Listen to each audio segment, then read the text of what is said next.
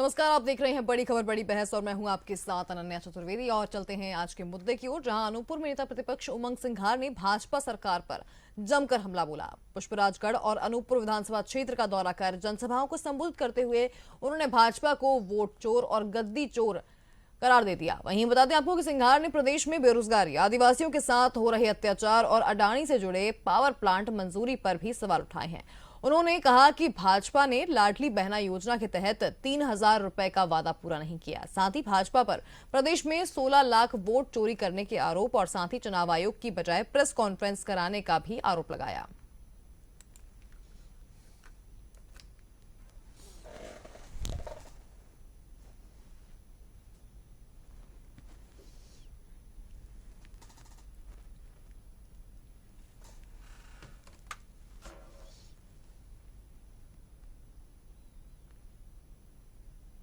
चलिए पहले सुनते हैं कि कौन सा था वो बयान जिसमें मचा है बवाल।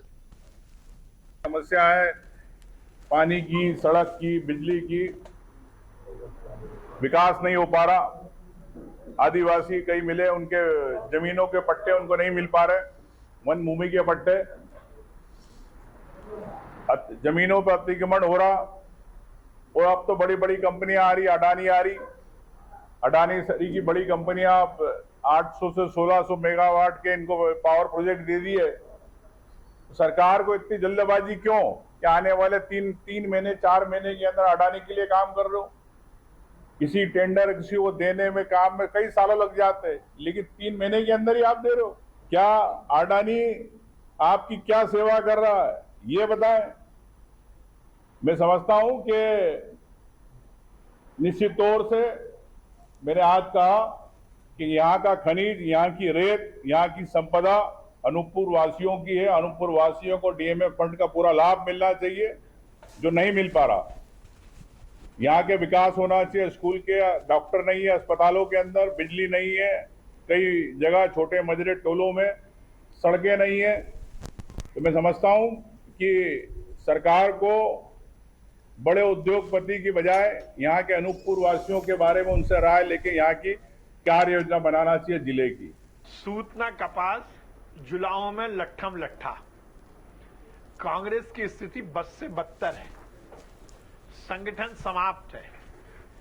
संगठन के नेता आपस में झगड़ा कर रहे हैं। कोई अपने आप को मुख्यमंत्री बनाने का दावा ठोक रहा है तो कमलनाथ जी और दिग्विजय सिंह जी एक दूसरे पर सरकार गिराने का इल्जाम लगा रहे हैं। कमलेश्वर पटेल जैसे नेता प्रदेश अध्यक्ष और प्रदेश प्रभारी को ही कटघरे में खड़ा कर रहे हैं। मेरी मौसी को मूछें होंगी तो मैं उन्हें मामा कहूंगा। अरे अभी ना मौसी को मूछें होंगी ना आप मामा कह पाओगे। सरकार बनने की बात तो दूर, जनता ने आपको दोहरे अंक तक पहुंचाने के लिए भी नकार दिया है। कांग्रेस की स्थिति बद से बदतर है। गुट और गिरोह में बटी हुई कांग्रेस तार तार हो चुकी है। मध्य प्रदेश में राहुल गांधी आए थे और कहा था संगठन से सृजन होगा। अभी तो मध्य प्रदेश में कांग्रेस के संगठन का विसर्जन ही विसर्जन हो रहा है। कांग्रेस की स्थिति बद से बदतर है। केवल बातें कर देने से काम नहीं चलेगा। और जो नेता अपने आप को मुख्यमंत्री बनने का दावा प्रस्तुत कर रहे हैं, उन्हें कमलनाथ, दिग्विजय सिंह या जीतू पटवारी से एनओसी ले ली है क्या? कमलेश्वर पटेल जैसे नेता यदि इल्जाम लगा रहे हैं तो इसका जवाब भी तो देना पड़ेगा। मुझे लगता है कांग्रेस की स्थिति बद से बदतर है। जनता भी उन्हें नकार चुकी है और कार्यकर्ता भी नकार चुके हैं। वो कांग्रेस जिनके कार्यकर्ता को राहुल गांधी जानवर कहते हो, उस कांग्रेस की स्थिति क्या है हम समझ। कांग्रेस पार्टी और उमंग सिंघार केवल और केवल नकारा राजनीति करके भ्रम फैलाने की कोशिश करते हैं। प्रदेश में 1 करोड़ 30 लाख बहनों को लाडली बहना योजना का लाभ मिल रहा है, इसलिए कांग्रेस के नेताओं में तकलीफ है। और मुख्यमंत्री जी कह ही रहे हैं कि लगातार हम राशि बढ़ाते जाएंगे। साथ ही नौजवानों को रोजगार मिल रहे हैं, बड़े बड़े उद्योगपति मध्य प्रदेश में निवेश कर रहे हैं। और कांग्रेस पार्टी जो चाहती थी कि प्रदेश के नौजवान भेड़ बकरियों की तरह काम करें, बैंड बजाएं, आज उन लोगों को तकलीफ है। और कांग्रेस पार्टी वोट चोरी की बात करती है। अरे कांग्रेस को बताना पड़ेगा कि उनके कर्म ऐसे हैं कि जनता उन्हें वोट नहीं देती है। ऐसे में आत्मावलोकन करना चाहिए कांग्रेस पार्टी की। कांग्रेस के नेता केवल नकारा राजनीति करके भ्रम फैला रहे हैं। चलिए अब चलते हैं चर्चा की ओर। हमारे साथ कुछ मेहमान जुड़ चुके हैं, उन सबका परिचय कराते हैं। हमारे साथ वंदना त्रिपाठी जुड़ चुकी हैं बीजेपी से, साथ ही हमारे साथ अंबिका शर्मा जुड़ चुके हैं कांग्रेस से, और हमारे साथ वरिष्ठ पत्रकार खिलावन चंद्राकर जी हैं पैनल पर। बहुत स्वागत है आप सभी का। सबसे पहला सवाल मेरा यहाँ पर वंदना त्रिपाठी जी आपसे ही रहेगा कि अलग अलग मुद्दों को लेकर लगातार कांग्रेस भाजपा को घेर रही है। सिंघार ने साफ कहा इस चीज को कि जिस तरीके से उमंग सिंघार ने कहा कि आदिवासियों का अपमान करना, हर चीज में जो है अपनी चलाना, दूसरी ओर जो है लगातार आदिवासी पे अत्याचार हो रहे हैं, तो क्या भाजपा सरकार में सच में आदिवासी पे अत्याचार हो रहे हैं? कितना इत्तेफाक रखती हैं आप इस बात से? देखिए, सबसे पहले तो सभी को नमस्कार। देखिए, सबसे पहले तो मुझे वो बात याद आती है जब उमंग श्रृंगार जी ने कहा था कि हम आदिवासी हिंदू नहीं है। तो उमंग श्रृंगार जी कौन होते हैं ये तय करने वाले कि आदिवासी हिंदू हैं या किस धर्म से आते हैं? दूसरी चीज, अभी जिस प्रकार से वोट चोरी को लेकर इन्होंने एक नया शगुफा छोड़ा हुआ है। अगर जनता आपको वोट नहीं देती, जनता आपको चुनती नहीं है, जनता ने अगर आपको नकार दिया है, अस्वीकार किया है, तो वो आपके कर्मों की वजह से है, आपकी अनीतियों की वजह से है। वरना ये बताइए कि जिस प्रकार का वोट चोरी का ये लोग इल्जाम लगाते हैं, आदिवासियों को लेकर टिप्पणियां करते हैं, वो सब तो हमें ही वोट देते हैं ना। और क्यों वोट देते हैं? क्योंकि हमने उनके कल्याण के लिए कार्य किया है। इन्होंने क्या किया? इन्होंने उन्हें इतिहास के पन्नों में छुपा कर रखा। हमने उनका महिमा मंडन किया। हमने बच्चों को, जनता को ये बताया कि टंट्या मामा कौन थे, रानी कमलापति कौन थी, रानी दुर्गावती कौन थी, किस प्रकार से महाराज शंकर शाह का हमने हॉस्पिटल के नाम से हॉस्पिटल खुलवाया। आज रानी कमलापति के नाम से भोपाल का मुख्य रेलवे स्टेशन है। तो हमने तो आदिवासियों के गौरव बढ़ाने के लिए उनके जितने भी हीरोज हैं, जितने भी सारे उनके समाज से आने वाले जितने भी वॉरियर्स हैं, उन सबको महिमा मंडित किया। आदिवासियों के कल्याण के लिए योजनाएं लाई, ऐसा कानून लाकर जल जंगल जमीन का उन्हें अधिकार दिया। और जो ये उमंग श्रृंगार जो कहते हैं कि आदिवासी हिंदू नहीं है, तो मुझे ये बताएं कि आदिवासी, जितने आदिवासी अंचल में आप चले जाइए, गौड़ समाज के जितने भी आप महल देखेंगे, उसमें आपको भगवान शिव की प्रतिमा, भगवान शिव की शिवलिंग, माता कंकाली देवी की मूर्ति आखिर क्यों मिलती है और क्यों पूजते हैं वो लोग? दूसरी चीज ये कि वो जितने भी हिंदू त्योहार उन्हें मनाते हैं, तो फिर ये उमंग श्रृंगार जी ने किस प्रकार की बात कही है आदिवासियों को हाथ करने वाली। उस वोट चोरी पर जब हम आ जाते हैं तो ये बताइए कि वोट चोरी के लेकर ये लोग इतनी बड़ी बड़ी बातें करते हैं। जब इनको हलफनामा देने को कहा जाता है तो ये हलफनामा देने से इनकार कर देते हैं। तो इनके पास ऐसा कौन तार्किक तथ्य है जिसके आधार पर ये कहते हैं कि बिना तथ्य की बातें कर रही है कांग्रेस? बिल्कुल तथ्य। अंबिका शर्मा जी, बिना तथ्य की बातें कर रही है कांग्रेस, बिना जो है सर पैर की बातें यहाँ पर कर रहे हैं। जवाब दीजिए इस बात का। देखिए, समाज में कब तक जहर फैलाएंगे? हिंदू मुस्लिम की राजनीति कब तक करते रहेंगे? अगर उमंग सिंघार ने कह दिया कि आदिवासी हिंदू नहीं है, हम लोग भारतीय हैं, ये बहुत बड़ी बात है कि वो भारतीय कह रहा है वो व्यक्ति अपने आप को। सबसे पहले तो हम लोग भारतीय हैं। हिंदू मुस्लिम में बांटने का काम तो ये भारतीय जनता पार्टी करती है कि वोट का खेल खेलती है। हिंदू मुस्लिम मंदिर मस्जिद जितना करेंगे, ये कब्रिस्तान और वो क्या नाम है शमशान की बात करेंगे, उससे ही इनके वोट झड़ते हैं। ये अच्छी तरह से इस मर्ज को समझ गए। अब देश कमजोर हो, देश की हारमोनी कमजोर हो, देश की अनेकता में एकता जो हमारा देश का एक प्रतीक है, हमारी खूबसूरती है, वो कमजोर हो, इससे कोई इनको लेना देना नहीं। इनको पता है हिंदू बहुसंख्यक हैं, हिंदू बहुसंख्यक होकर भी अधिकांश वोट हमको मिल जाएंगे, हम मुसलमानों को के बारे में कुछ कमेंट्स करेंगे, उसकी सीधी बात करेंगे। अभी अगर उमंग सिंघार ने एक कह दिया तो इन सब के पेट में मरोड़ होने लगी। अरे भैया, भारतीय हैं सब लोग, हम सब भारतीय हैं, हिंदू मुस्लिम माफ करो। देश की एकता और अखंडता को जब से सत्ता में आप आए हो, तब से इतना नुकसान आपने पहुंचाया है, इतना नुकसान पहुंचाया है। और हमारा राहुल गांधी, हमारी कांग्रेस पार्टी, हमारे जीतू पटवारी सब राष्ट्र को बचाने में लगे हैं, संविधान को बचाने में लगे हैं, लोकतंत्र को बचाने में लगे हैं।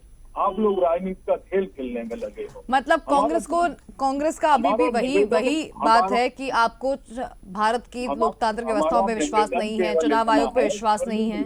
हमारा निवेदन आप इतना सुन लीजिए, चुनाव आयोग पर विश्वास की क्या बात है? जब वोट की चोरी पकड़ी गई, अनियमितताएं देखी गई, तो निश्चित रूप से ये बात आई कि सब आपके मीडिया चैनल बोलते थे, पब्लिक जनरल ओपिनियन हुआ करती थी कि मध्य प्रदेश में सरकार बन रही है, महाराष्ट्र में सरकार बन रही, इसके बावजूद नहीं बन पाती। आखिर ऐसा कहता कौन सा चमत्कार ये लोग कर लेते हैं, कौन से षड्यंत्र ये लोग कर लेते हैं, इस पर विचार तो करना चाहिए कहीं से कि लोकतंत्र कमजोर तो नहीं हो रहा है, इस प्रकार के अवांछनीय कृत्य तो नहीं कर रहे हैं। कौन फिर हमारा डेमोक्रेसी पर विश्वास करेगा? ये सब बातें चल रही हैं। और दूसरा, ये बड़े हमदर्द बने फिरते हैं आदिवासियों के। मेरा निवेदन इनसे है कि जब से आप सरकार में आए हो तब से पेट और पीठ दोनों मिल गए हैं आदिवासी महिलाओं के और आदिवासी पुरुषों के। इस चीज को मैं खिलावन जी के पास लेके जाती हूँ। खिलावन जी, आप की स्थिति है, इतनी योजनाएं जो भी आई वो सब भ्रष्टाचार की भेंट चढ़ गई हैं। आप देखिए तो, और फिर भी जो गाल बजाते हैं। एक इन्होंने आदिवासी जो हमारा विजयपुर से चुनाव लड़ रहा था, एक नौजवान, उसको घेरने की इतनी कोशिश की, पूरी सरकार वहां पर लगी रही और एक भारी भरकम मंत्री बता दिया उसके खिलाफ और उसको हराने की पूरी कोशिश की। इसके बावजूद भी वहां की जनता ने, हमारे भगवान रूपी जनता ने इनको मुंह की खिलाई और इनको पटकने की। ये तो इनका एक तरफ तो आपका कार्यकर्ता जीत भी जाता है, दूसरी तरफ आप कहते हैं कि वोट चोरी भी हो रही है। अरे इनके पाप निकल रहे हैं, सब पब्लिक जानने लगी इनके पापों को, इनके भ्रष्टाचार को, इनकी वादा खिलाफी को। चलिए, मैं इस चीज को खिलावन जी के पास लेके जाती हूँ। चंद्राकर जी, क्या कहेंगे इस चीज पे? आपकी वोट चोरी और गद्दी चोर करके जो है लगातार कांग्रेस हमलावर हो रही है, लेकिन एक तरफ जहां कार्यकर्ता चुनाव जीत भी जाता है, दूसरी ओर फिर इलेक्शन कमीशन पे आरोप भी लगाना है कि वोट चोरी हो रही है और इलेक्शन कमीशन कुछ कर नहीं रहा। अरे देखिए, जिस तरह से राहुल गांधी ने पूरे देश भर में वोट चोर गद्दी छोड़ का जो अभियान चलाया हुआ है, उससे स्पष्ट है कि राज्यों की इकाइयां भी, राज्यों के नेता भी अब वोट चोरी को लेकर के सरकार और मुझे लगता है चुनाव आयोग दोनों पर आक्रामक होते रहा है।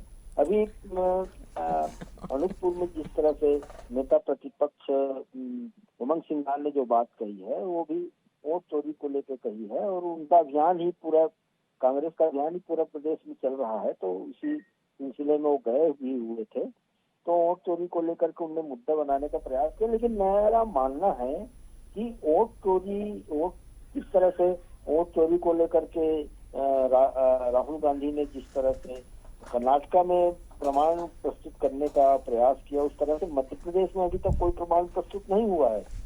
उमंग सिंघार ने भले ही अनूपपुर की सभा में कहा है कि 16 लाख वोटर जो है वोट चोरी हुई है, लेकिन उसके पीछे कोई प्रमाण तो है नहीं, कोई तथ्य तो है नहीं है।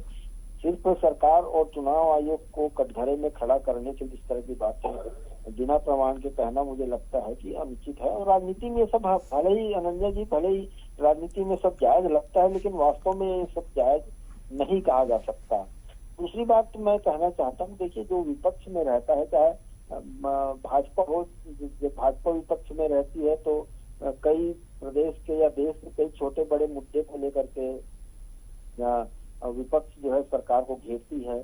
जब भाजपा भी थी विपक्ष में तो वो भी सरकार को घेरती थी, कांग्रेस की सरकार को। आज यदि मध्य प्रदेश में भाजपा की सरकार है तो विपक्ष का कर्तव्य होता है, विपक्ष के प्रयास चुनाव को लेकर ही है, जाहिर सी बात है, आदिवासी वर्ग को साधने के लिए। जिस तरह से सरकार को घेरने के लिए मुद्दा ढूंढते हैं, आदिवासियों को लेकर के, आदिवासी अत्याचार को लेकर के जो बातें कही जा रही है, निश्चित रूप से सरकार को घेरने का प्रयास मात्र है। आदिवासियों पर अत्याचार तो होता रहा है, लंबे समय से होता रहा है, उसे कम करने का कोई सरकार जो है प्रयास नहीं करती, लेकिन मुद्दा बनाने में कोई भी विपक्ष से चूकते नहीं है। बिल्कुल। मैं इस चीज को वंदना त्रिपाठी जी आपके पास लेकर आती हूँ कि जिस तरह की बात अंबिका शर्मा जी कर रहे हैं कि लगातार भ्रष्टाचार हुआ, वोट चोरी का मुद्दा उठा, साथ ही कई सारी चीजें हुई और उसमें भी अब जो है सरकार जवाब देने से कतरा रही है।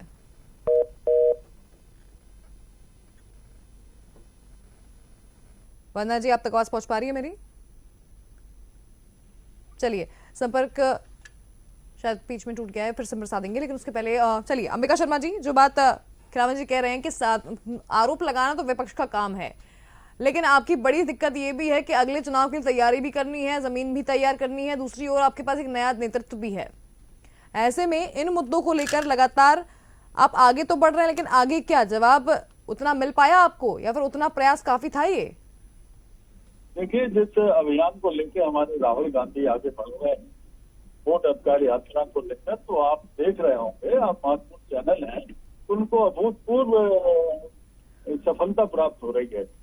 माने लोगों का जन सैलाब इस प्रकार से उमड़ता है उनको सुनने के लिए, इससे लगता है कि देश की जनता उनको आशीर्वाद देने वाली है। और तो बिहार चुनाव, लेकिन अंबिका शर्मा, चुनाव में आप मुद्दे लेकर जाएंगे या बदलाव की नई योजना लेकर जाएंगे? बिल्कुल, हम लोग विकास के मुद्दे पर लड़ते हैं, ये धार्मिक उन्माद के मुद्दे पर लड़ते हैं। हम इनमें बुनियादी अंतर है। हमारे लिए देश पहले है, इनके लिए सत्ता पहले है। हम सेवा के लिए राजनीति करते हैं, ये सुखों के लिए राजनीति करते हैं। बहुत बड़ा अंतर है, बहुत बड़ा फर्क है, और इस फर्क को आपको समझना चाहिए। जिस प्रकार से आप देख रहे हैं, मध्य प्रदेश की हालत इन्होंने बिल्कुल कर्ज में डुबा दिया। मध्य प्रदेश को इतना कर्ज लेके रखा है, 4,53,000 करोड़ रुपया का कर्ज हो गया मध्य प्रदेश के ऊपर। और ये मूल तो क्या चुकाएंगे, ये ब्याज भी नहीं चुका पा रहे। जब हमारी कमलनाथ की सरकार थी तो हम लोग मूल चुका देते थे, जो कर्ज लेते थे, मूल चुकाने की प्रक्रिया शुरू करती थी। ये हम में और इनमें जमीन आसमान का अंतर है कार्यशैली में। दूसरा, ये आदिवासियों के बारे में जब बात करते हैं तो हमें अफसोस है कि इतना बड़ा आदिवासी बाहुल मध्य प्रदेश, और मध्य प्रदेश में एक मुख्यमंत्री आदिवासी को नहीं बना पा रहे हो। आप कर क्या रहे हो? आदिवासियों की अगर बड़ी चिंता है तो जो आज से 20 साल पहले आदिवासियों की स्थिति थी, उससे ज्यादा दुर्दशा हो गई है आपके द्वारा। अंबिका शर्मा जी, आदिवासी मुख्यमंत्री तो आपने भी नहीं दिया। हमने तो आदिवासी उप मुख्यमंत्री दिया है, शिवानंद सिंह सोलंकी को दिया है, जमुना देवी जी को दिया है। आदिवासी हमारा नेता प्रतिपक्ष है, क्या नहीं दिया हमने? तो ये नेता प्रतिपक्ष तब चुना गया ना जब आपको पता चला कि इस वर्ग के साथ जो है थोड़ा ज्यादा इन पे फोकस करना पड़ेगा। देखिए, पूंजीपतियों की पार्टी है, ये समाज के दबे कुचले पर बात करती नहीं है, उनके लिए कल्याण के लिए कोई काम नहीं करती, उनकी बातें करती है। छोड़ के बात करते हैं और हम अंतिम छोड़ के व्यक्ति के बारे में। चलिए, अब वंदना जी हमारे साथ जुड़ चुकी हैं। वंदना जी से इस बात को जान लेते हैं। वंदना जी, कि क्या जवाब देंगे इस बात का? अंबिका शर्मा जी कह रहे हैं कि कुछ खास किया नहीं, आदिवासियों के लिए हमेशा नकारे गए हैं। देखिए, अंतिम छोर की व्यक्ति की बात ये लोग ना करें। ये सिर्फ अपने कल्याण के कार्य करते हैं, और अगर नहीं करते होते तो आप ये बताइए कि इनकी पार्टी में इतने गुट काम कर रहे हैं। कहीं जीतू पटवारी का गुट है, कहीं उमंग सिंगार का गुट है, कहीं कमलनाथ जी का गुट कार्य कर रहा है। तो आखिर ये सारे जो गुट कार्य कर रहे हैं, ये किसके कल्याण के लिए कार्य कर रहे हैं? ये अपने नेता के कल्याण के लिए कार्य कर रहे हैं, अपने कार्यकर्ताओं के कल्याण के लिए कार्य कर रहे हैं। जनता के कल्याण से इन्हें कोई लेना देना नहीं। अगर जनता के कल्याण के बारे में ये सोचते तो ये लोग ये गुटबाजी नहीं करते, एक साथ कार्य करते, मिलकर संगठित रूप से कार्य करते। पर संगठित रूप से कार्य आपने कभी नहीं देखा। कांग्रेस पार्टी हमेशा टुकड़ों में बंट जाती है। कांग्रेस पार्टी हमेशा, आपने देखा है, कहीं ना कहीं एक गुटबाजी की आवाज, एक गुटबाजी हमेशा दिखाई देती है। और उसका कारण है कांग्रेस पार्टी का जो ये गुटबाजी चरम पर है। वही कारण है कि कांग्रेस पार्टी आज पतन की ओर जा रही है। हमने कुछ भी इनके साथ किया नहीं किया है। ये सारा कुछ इनकी पार्टी के लोगों ने ही इनके साथ किया है। और इसीलिए इनकी पार्टी की जब तक गुटबाजी समाप्त नहीं होगी, तो आप भी जानती हैं कि किसी भी प्रकार से कांग्रेस पार्टी आगे नहीं आ सकती। वंदना जी, लेकिन इनका कहना ये के बात में सोचना नहीं शुरू करेंगे, जब तक ये लोग सिर्फ अपने बारे में सोचेंगे, तब तक कुछ भी नहीं हो सकता। वंदना जी, अंबिका शर्मा जी तो ये भी कह रहे हैं कि भाजपा ने कभी किसी आदिवासी नेतृत्व को आगे मौका दिया ही नहीं आने का। देखिए, अंबिका शर्मा जी क्या कह रहे हैं? गुटबाजी की बात जब होती है तो आप मुझे ये बताइए कि गुटबाजी चरम पर जब होती है तो दूसरी पार्टी पर आप इल्जाम लगाने से पहले जरा अपने बारे में सोचिए। आपके यहाँ कौन सा नेता आगे आ पा रहा है? वही किसी का बेटा, किसी का भाई, परिवारवाद आपके यहाँ चरम पर है, गुटबाजी चरम पर है। आपके यहाँ सब नेता आपस में लड़े भिड़े जा रहे हैं। आप लोग यही तय नहीं कर पाते हैं कि कौन किस गुट का है। जीतू पटवारी जी के गुट के लोग जिलाध्यक्ष बनते हैं तो बाकी के गुट के लोग आपत्ति जता देते हैं, मारा पीटी मच जाती है, पिटौल मच जाता है, एक दूसरे का एक दूसरे को मरने मारने पर उतारू हो जाते हैं। तो ये बताइए कि जब आपके यहाँ ये सब चीजें चलती हैं तो आप लोग इसको कंट्रोल करने की बजाय भारतीय जनता पार्टी पर क्यों इल्जाम लगाना शुरू कर देते हैं? भारतीय जनता पार्टी में तो सब संगठन के रूप में कार्य करते हैं। आपने कब जिला अध्यक्ष के चुनाव या बाकी चुनाव में इस प्रकार की आवाजें भारतीय जनता पार्टी से सुनी? चलिए अंबिका शर्मा जवाब दीजिए इस बात का। देखिए, इतने कवियों और मजबूर पार्टी है, ये अपनी बात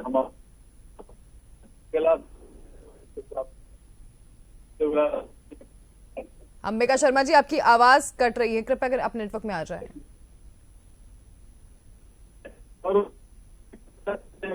अंबिका शर्मा जी मैं आपके पास वापस लौटूंगी, कृपया जब तक टेक्निकल जो भी इशू है इसको क्लियर करें। चंद्राकर जी मैं आपसे जानना चाहूंगी इस चीज को कि दोनों ही दल जो हैं काफी मजबूत रहे हैं अपने अपने समय में, और ऐसे में सरकारें, चाहे कांग्रेस सरकार की बात करें चाहे भाजपा सरकार की बात करें, हालांकि भाजपा सरकार का समय ज्यादा रहा है और साथ ही जब सरकार ज्यादा समय तक रहती है तो कहीं ना कहीं इस तरह की बातें भी उठने लगती हैं, लेकिन कांग्रेस के समय के दौरान भी कई सारी ऐसे कार्य हो सकते थे। अब अगर हम आदिवासियों का ही अकेला मुद्दा देख लें अगर, तो उस दौरान भी जो है आदिवासियों को अपनी तरफ करने के लिए दोनों ही दलों ने बहुत प्रयास किए थे। दूसरी ओर अगर हम बात कर लें कि वोट चोरी का मुद्दा जो है वो राष्ट्रीय लेवल पर राहुल गांधी लेके गए हैं, तो पूरे देश भर में वो इस चीज को आगे बढ़ा रहे हैं। तीसरी चीज हम बात कर लें कि जिस तरह से लगातार विकास को लेकर बात चल रही है, नेतृत्व को लेकर बात चल रही है, आदिवासियों को मौका देने के लिए बात चल रही है, तो ये तमाम सारे समीकरण है, लेकिन ये तब मायने रखते हैं जब आप उतनी मजबूती से उस चीज को, उस मुद्दे को उठा भी पाए।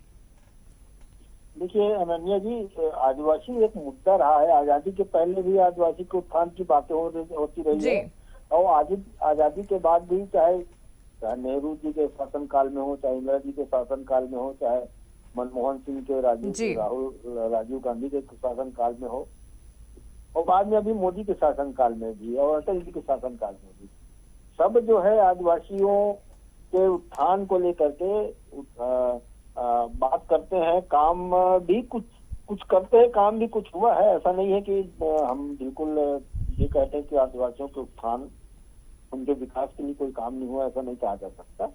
कई जगह अच्छे काम हुए हैं, लेकिन हाँ, मुझे लगता है कि जब तक आदिवासियों को पूरी तरह से मुख्य धारा से, समाज के मुख्य धारा से, विकास की मुख्य धारा से नहीं जोड़ा जाएगा, तब तक इस देश में आदिवासी एक राजनीति का विषय रहेगा, एक मुद्दा रहेगा, और उसको लेकर के वोट मांगते रहेंगे लोग, ऐसा अंदाजा लगता है। और आने वाले दिनों में कोई चमत्कारी परिवर्तन हो जाए और आदिवासियों का उत्थान हो जाए, इस वर्ग का बहुत ज्यादा उत्थान हो जाए, मुझे लगता है ये आदिवासियों का मुद्दा चुनाव में जो है अभी से बुनाना शुरू हो चुका है, कि चुनाव तो 28 में है, लेकिन अभी फिलहाल यहाँ से शुरू हो चुकी है शुरुआत इसकी।